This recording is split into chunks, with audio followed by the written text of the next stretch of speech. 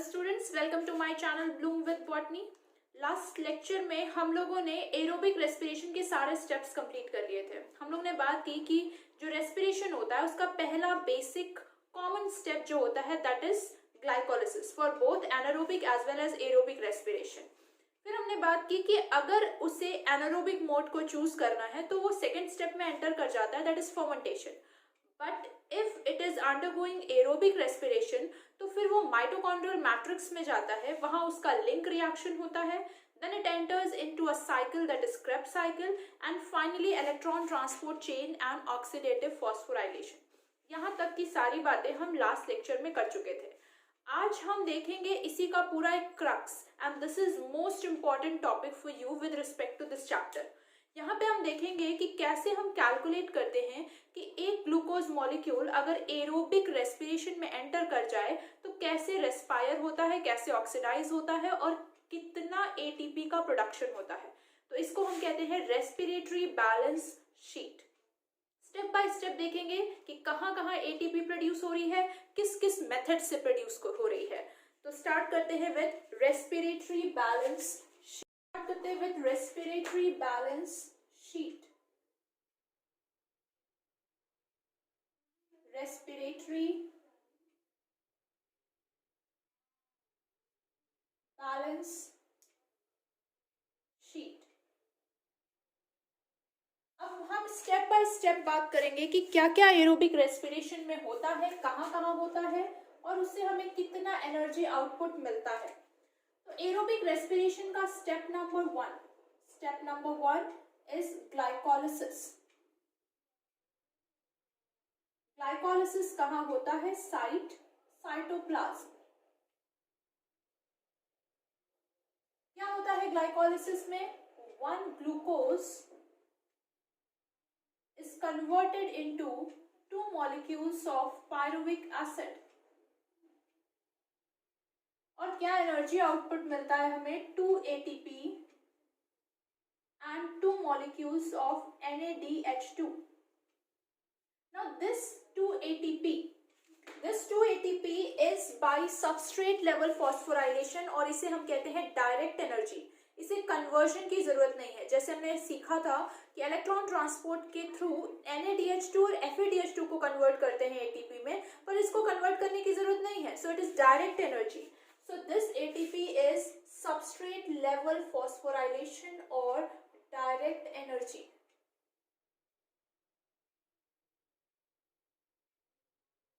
ठीक है।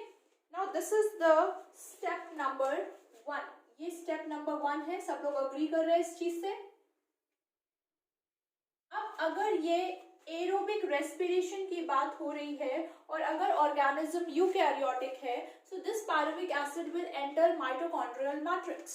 So step number 2 is link reaction।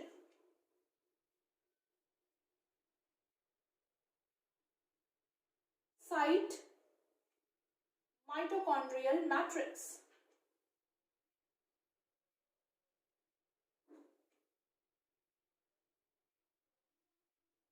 क्या होता है?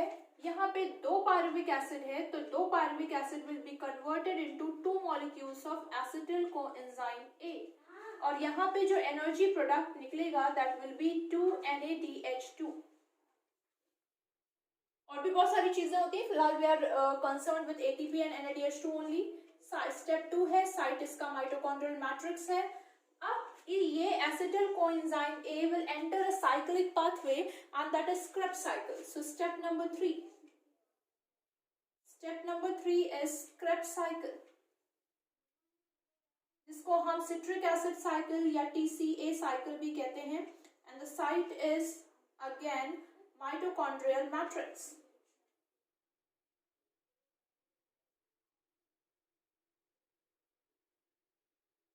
And here the acetyl coenzyme A it enters a cyclic pathway जिसे हमने Krebs cycle कहा है।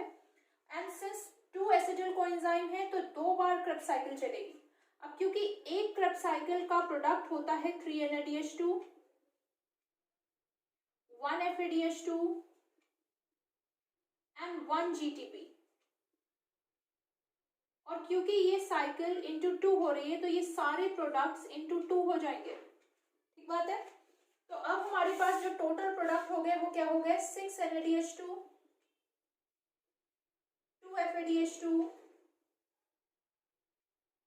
and 2 GTP. Now this GTP is also SLP or direct energy.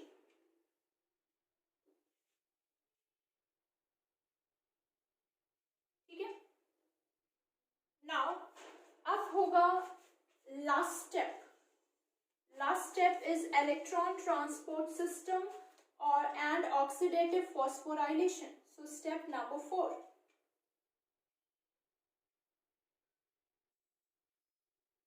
Step number 4 is ETS and oxidative phosphorylation, and the site is inner mitochondrial membrane.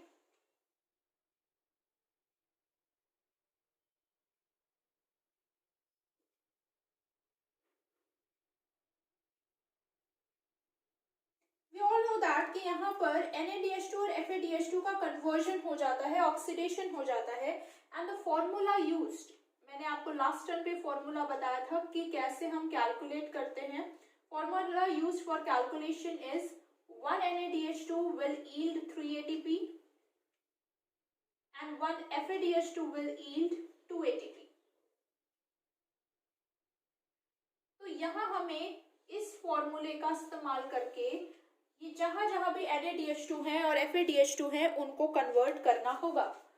सो ये 2 NaDH2 है तो एक NaDH2 से 3 बनता है, सो 2 into 3 ये कितनी हो गई, 6 ATP। ये 6 into 3 18 ATP and this 2 into 2 4 ATP। ना ये जो ATP बन रही है ये ऑक्सीडेटिव फॉस्फोराइलेशन से बन रही है, या इसे हम इनडायरेक्ट एनर्जी कहते हैं क्योंकि इसको कन्वर्ट होना पड़ रहा है। तो ये जितनी भी ATP बन रही है, this one and this one, ये ऑक्सीडेटिव फॉस्फोराइलेशन से बनती है, इसीलिए इसको इनडायरेक्ट एनर्जी कहते हैं। अब आप एक चीज नोटिस कर रहे होंगे कि ये वाला 2 NaDH2 भी हमने छोड़ रखा है, क्यों, इसके बारे में हम बात करेंगे, but before that will calculate the total. 2 ATP, 6 ATP, 18 ATP, 4 ATP and this 2 GTP will also convert into 2 ATP। इसका अगर हम टोटल करें तो आप टोटल करके देखिए,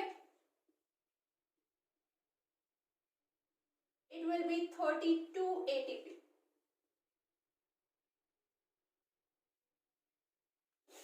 Total is 32 ATP।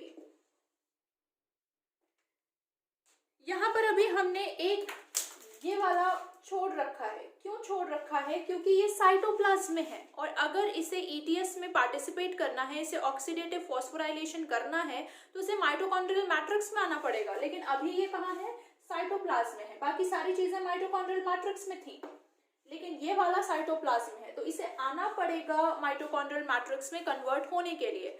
अब जब ये आता है तो ये दो रास्ते अपनाता है।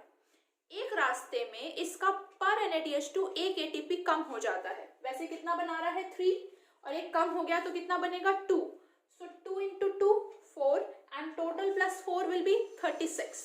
एक दूसरा रास्ता है जिसमें इसकी कोई एनर्जी का लॉस नहीं होता, तो तब एक NaDH2 कितना बना रहा है 3 ATP एंड यहाँ 2 है तो 2 into 3 6 and total plus 6 38 ATP।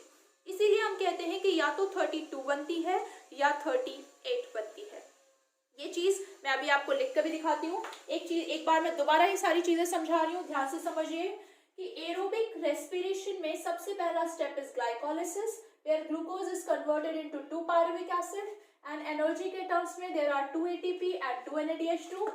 This 2 ATP is substrate level phosphorylation, इसे हम डायरेक्ट एनर्जी कहते हैं और ये सारा काम साइटोप्लाज्म में हुआ है।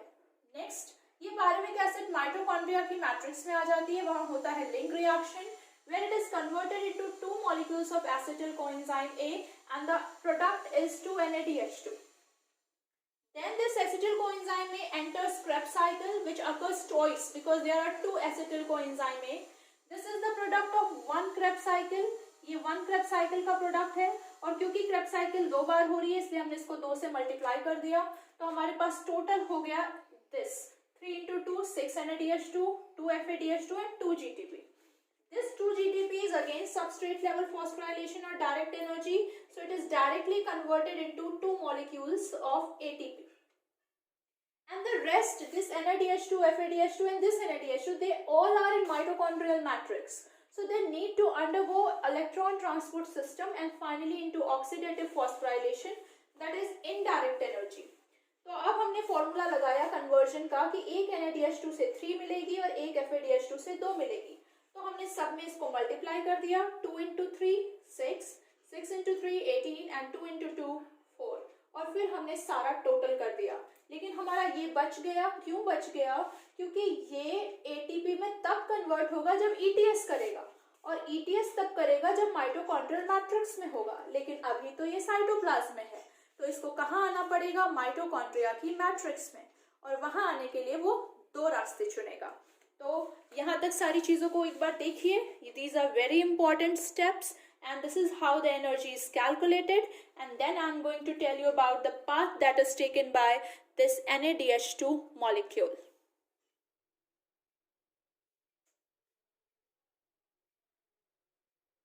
देखिए finally I have explained you कि टोटल हमारे पास 32 ATP था। अब वो जो 2 NaDH2 ग्लाइकोलिसिस का था वो कहाँ प्रेजेंट था? साइटोप्लाज्म में। It has to enter mitochondrial matrix to participate in ETS and OP, and it can follow 2 pathways. The first pathway is glycerol 3-phosphate shuttle. इसमें 1 ATP per NaDH2 is lost. So now 1 NaDH2 will yield 2 ATP only. So 2 NaDH2 है यहाँ का, तो 2 into 2 that is 4, and total plus 4, total is 32 plus 4 is 36. It is found in our brain cells, flight muscle cells and many other cells. दूसरा है malate aspartate pathway, no ATP is lost per NaDH2. 2 NaDH2 is into 3, that is 6 ATP. यहाँ का 2 NaDH2 हमें पता है एक NaDH2 3 बनाता है, तो 6 हो गया, total plus 6 38. ये हमारे हार्ट किडनी सेल्स में पाया जाता है। Now, all these processes, all these calculations are purely theoretical process, because practically it is not even possible कि जो glycolysis से ATP निकले वो कहीं और यूज ना हो, या जो intermediates हैं वो कुछ ही और चीज में पार्टिसिपेट ना करें। This is not possible at all. तो क्योंकि ये एक बहुत ही ज्यादा inter related, inter connected reactions होते हैं हमारी बॉडी में, हम किसी एक मेटाबॉलिक फंक्शन की जो एनर्जी का यील्ड होता है वो एज इट इज निकाल ही नहीं सकते हैं। बट ये प्योरली थ्योरेटिकल है, ये एवरेज बेसिस पर लिया जाता है, और हम ऐसा मानते हैं कि मैक्सिमम यूकैरियोटिक सेल्स जो है वो 36 ATP का प्रोडक्शन करते हैं। तो ये लाइन हम कंसीडर करते हैं।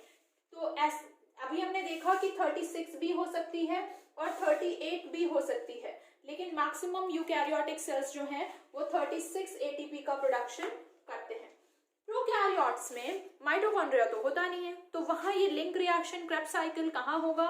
वो सब साइटोप्लाज्म में होगा, लेकिन ETS प्लाज्मा मेम्ब्रेन में होगी, मीजोजोम्स में होगी। अगर आपको याद हो, उनके पास रेस्पिरेटरी ETS के एंजाइम्स होते हैं, एंड क्योंकि वहां कोई शटल नहीं होता तो all prokaryotes will produce 38 ATP।